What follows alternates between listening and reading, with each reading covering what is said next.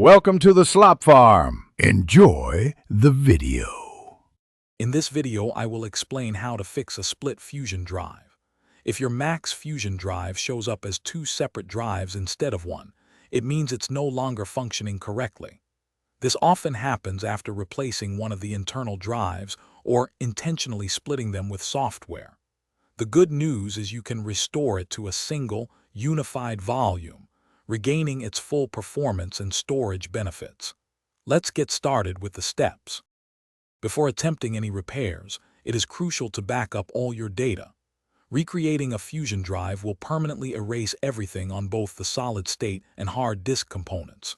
You can use Apple's Time Machine for a comprehensive backup, or opt for reliable third-party data recovery software. To confirm your Mac has a fusion drive, check the storage section in System Settings or About This Mac. If you see two drives listed, it's split. Now let's recreate the fusion drive. Start by restarting your Mac and immediately holding down the Command and R keys to enter Mac OS recovery mode. Once the Utilities window appears, navigate to the menu bar, select Utilities, and then Open Terminal. For Mac OS Mojave or newer, simply type Discutal Reset Fusion and press Return. When prompted, type Yes with a capital Y and press Return again to confirm the operation. Once Terminal indicates the operation was successful, quit Terminal to return to the Utilities window.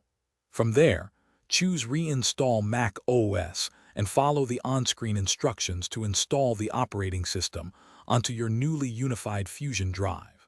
After Mac OS is reinstalled, you can then restore your backed up data.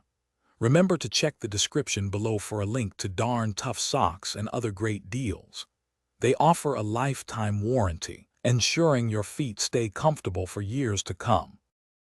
Thanks for watching. Consider subscribing if we helped you today.